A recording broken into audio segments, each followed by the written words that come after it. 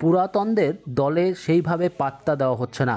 বিভিন্ন দলীয় কর্মসূচিতে ডাক পাচ্ছি না আমরা, এমনই বিভিন্ন অভিযোগ নিয়ে বীরভূম লোকসভা কেন্দ্রের সাংসদ শতাব্দী রায়ের কাছে সরব হলেন সিউড়ি শহরের প্রাক্তন শহর সম্পাদক সহ বেশ কয়েকজন। তাদের অভিযোগ 2026 সালে বিধানসভা নির্বাচন রয়েছে, খুবই গুরুত্বপূর্ণ সেই নির্বাচনে ভালোভাবে জয়লাভ পেতে গেলে সবাইকে এক হয়ে চলতে হবে। এমতো অবস্থায় আমাদের ডাকা হচ্ছে না, বিভিন্ন অনুষ্ঠানে আমরা ডাক পাচ্ছি না।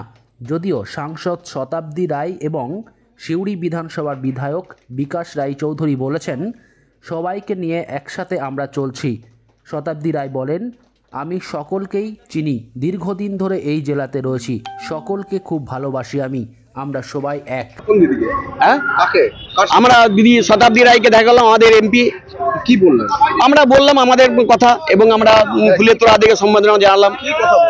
আমরা বললাম দিদি আমরা কোনো মর্যাদা পাই না, আমাদের কেউ ডাকার প্রয়োজন মনে করে না। স্থানীয় যারা রয়েছে, আপনি এমপি তো সব কাজে ডাকার সম্ভব নয়, যারা স্থানীয় থাকে তারাই কেউ ডাকবে।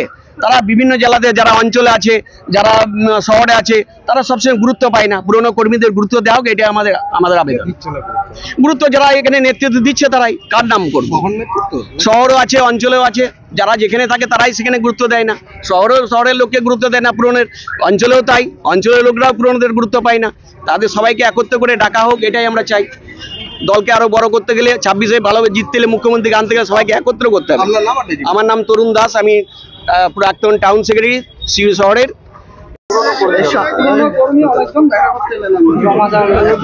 ভালো, সবাই সঙ্গে আমার কাছে সবাই এক, এবং প্রত্যেকটা কর্মীর সঙ্গে এত বছর ধরে রয়েছি, 17-18 বছর হয়ে গেল। প্রত্যেকটা মানুষকে চিনি, প্রত্যেকটা কর্মীদের ভালোবাসা আছে দলের প্রতি।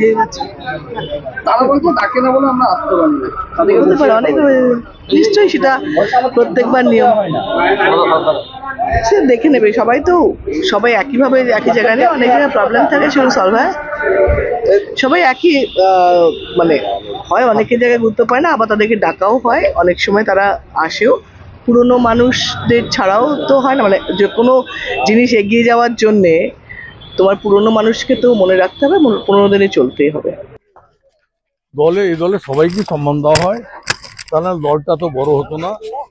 এবং এই দলটা প্রতি মানুষের আস্থা বিশ্বাস আছে, এটুকু আমি জানি।